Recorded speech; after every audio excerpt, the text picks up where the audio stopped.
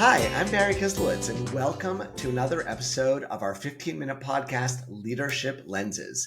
We are thrilled today to host Cheryl Maayan, Director of Prisma's Day School Leadership Training Institute, DSLTI, a experienced former head of school who now helps new heads of school gain more experience. And Cheryl, we're really happy to have you and excited to learn from you today. Thank you, Barry. So if I can jump right in, because we know we do this in 15 minutes because the people listening do not have time to waste. And my goal is that nobody listens to this on double speed. So the first day of school is coming up for a lot of people, right? When you're advising new heads, what are the absolute must do's and maybe the absolute do not ever do's on that first day of school? Well, I think the firsts of the year are all an opportunity to put on the leader's mindset. So when you encounter the firsts of the year, you have the opportunity to build trust, to build relationships, to build culture. You can generate excitement and positivity about the year and really highlight the school values and the Jewish values of the school. I can tell you what a first day looked like for me. That would be And great how because those are all amazing points, values, mission, like everything we're doing should be conveying that. But I'm sure some people listening are saying like, oh, okay, so what is that? Like, where do I stand to convey that? What do I actually do? well, I have a few tips. Go for it. So, um, a first day for me when I was the head of Saul Mirawood's Jewish Community School over 14 years looked very similar each year. I would have the entire admin team who didn't need to be in a classroom outside, out front, in full school, joyful swag, with something joyful like a bubble machine going or some Jewish music on the Bluetooth speaker, quiet enough so you could still have a conversation, but loud enough that it made people dance a little and feel good. How students get out of their car and how they feel when they get out of their car in the morning on that first day really matters. It matters to them, it matters to their parents. And so greeting students with joy is really important. I also used to engage the leadership, the learning. I used to engage the learning support team because we were a K through 8 school, so we had brand new students, some of whom in kindergarten, some of whom were having difficulty separating from their parents at the start of the day. So we had people who could hold them by the hand and walk them to class and give them that little extra love and attention, especially in a new space, even if they'd been there 4 or 5 times for kindergarten events, just the overwhelm of having so many children there. They're not going to be able to make it to their class by themselves necessarily. So we would engage everybody who didn't need to be in a classroom or at the phone at the front desk in creating that joy and culture. And then the rest of the day is also an opportunity to, help students feel safe. So part of feeling safe is letting them know that there are adults there who like them, who know them, who are prepared for them. And knowing who's in charge helps them feel safe. So if a school has a first day assembly or an all school tefillah or even a half school tefillah, whatever it is, if there's an opportunity, I suggest that the head be the first one to briefly welcome everyone and be that first face. And it's a very simple way to establish your leadership without dominating the airtime. But that helps students feel safe. And by the end of the day, I would always send a letter home. And sometimes there was a video, depending on the year, but the letter would highlight all of the exciting things that we saw happening during the day, brains being activated, children connecting and building kehillah. I would mention how the school values came to life that day. And it's an opportunity to help the parents feel safe also, and also to market the school, that make sure they know that they've gotten what they signed up for. So, okay, so there was a ton there that you just said, and I want to make sure that we capture each element. So I'm going to highlight number one, being out front, which a lot of heads know, a lot of heads do. It's an amazing thing I actually do all year. But what I love that you added there was engaging every single person in the school who didn't have to be somewhere else. Because I think that some heads kind of do it on their own, and whoever happens to come out Mhm. comes out. But you're talking about like having a whole team out there and creating that team feeling also of, hey, we're all here to greet the students and make sure that they feel welcome and like school is a joyful, fun place to be. Yes. In fact, I remembered something as you were speaking that we used to do. It's a tradition for kids to take a photo on the first day of school with a little sign that says first day of whatever grade. Mhm. So once we realized this was a thing, and families posted on social media, we created our own signs that were school branded. Never miss a marketing opportunity. And they were school branded, and they said, first day of kindergarten at Merowitz, and we would take their photo in front of the school sign in front of the school. So they had this joyful posting of their child's first day, and every year they would get it. And we had little Velcro for the different grade levels. So you could take off, if you were an eighth grader that year, you could put on the eighth grade year, and it was sort of consistent as the kids grew up. They had a collection, an album, you might Oh, say, of that's first great. day photos. So I love that. So let me, if I can, I want to ask you a challenging question now because I think a lot of heads run into this because you're super excited that first day. You share these great pictures. You share a great letter.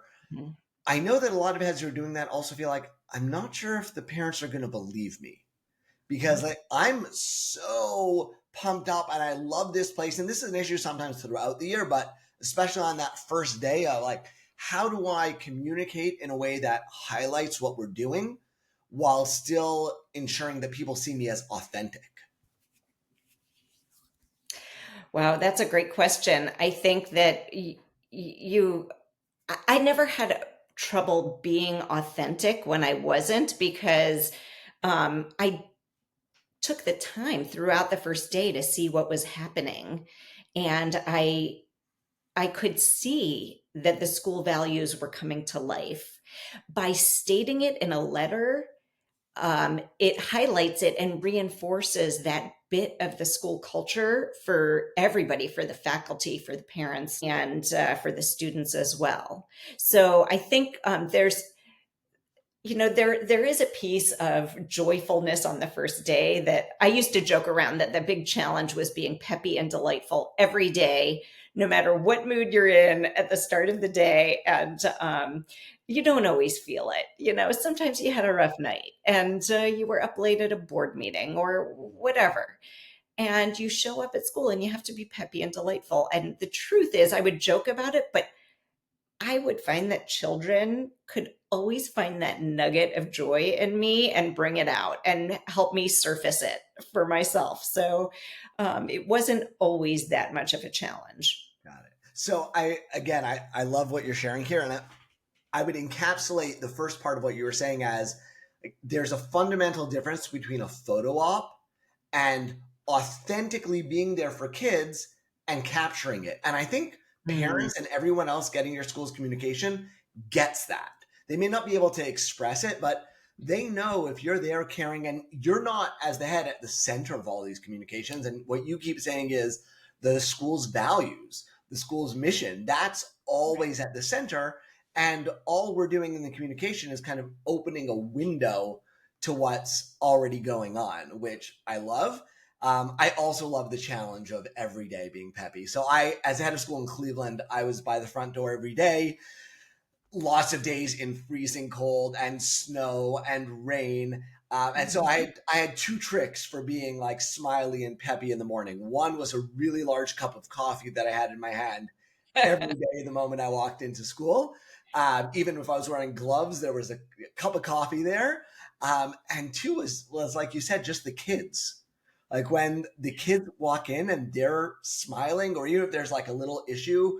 I don't know if you had this. We had a lot of first graders get trapped in their coats. They would walk in like all bundled up with the zipper up to their neck, and they'd come over and be like, I can't get out of my coat. And that was a problem I could solve. I was really good with zippers. That, and then they were like, oh, now the rest of my day's a breeze. And so just like having that human connection with the students has been amazing. Did you ever have parents coming into the building on the first day, or coming into the building maybe unhappy on the first day? Sure. Usually on the first day, we would have a little kindergarten ceremony, kind of where we put them under a talit and the parents would give them a blessing and then they would walk off to their classroom. So what would happen is the kids would go to their classroom and the parents would stay. The PTO, the parent teacher organization, would plan a little coffee for parents who wanted to stay. And we try, if possible, we would have it outside, so that they weren't coming in the building with their students. And the students would see them, be with them, and then they could separate in a way that was sort of choreographed. Um, and and parents were welcome to stay on that first day. Were there unhappy parents? From time to time, there were unhappy parents. Usually, the first month was a honeymoon period, frankly, and it's the whole first week, the first month are also great opportunities for the head to build culture and trust and relationships. Right. So can you give us one tip of how you did that, or how you encourage and mentor new heads to do that? The relationship building with the parents in that crucial first month.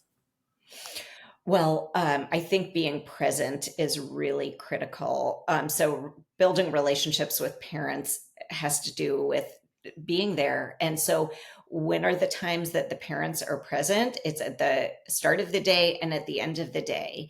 And we underestimate the power of our presence at those times when the parents come for pickup and drop off. And if you can prioritize as a head of school being present, saying hello, remembering a little tidbit about the parent, that is critical. I also highly recommend that.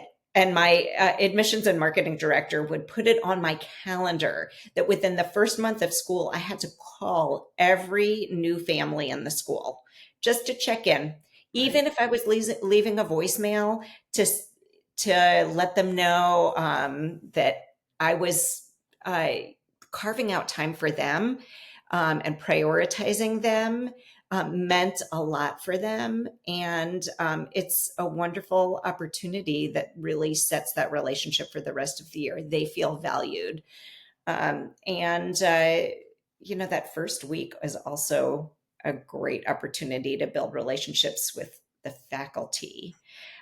So I made it my business to walk around with some note cards, some little school branded note cards, and just visit every classroom and then write a positive note to each teacher, each classroom I visited, about just reflecting on something I saw in their classroom. This was not a time for critical feedback. It was a time for, hey, I see kids really engaged in your classroom. And it means a lot to teachers. I didn't realize it, how much it meant, but I found that people would save those note cards. And I tried to do it several times throughout the year, but there are teachers who have stacks of note cards from me. And it was such a little thing. And I do recommend, if you do that, that you keep a list, Oh yeah. because there are part-time teachers also. And so if you walk around at 10 o'clock every day, there may be a Hebrew teacher who's not teaching at that moment. And you want to make sure everybody gets a note card. Absolutely. Absolutely. So just to kind of bring this all together, what I would say in a sentence is the advice to head of school in the first month is values and relationships. That is, and it's a unique opportunity because people are nervous. You talked earlier about creating that sort of safety. kids are nervous, parents are nervous. That means you've got a lot of emotions to balance, but it also means when you're there for them and you create those relationships, it's really a lot more meaningful. And I can't think of a better way to really kind of approach and think of your job as a head of school. So we're going to keep to our 15 minutes, especially given that this is the first week of school. And we will do part 2 with Cheryl next week. So tune back in. In the meantime, you've heard a lot of suggestions here. Try something new. Let us know how it goes. You can always reach us at Leadership Lenses on Substack, Barry Kislowitz on LinkedIn, or on our website, kislowitzconsulting.com.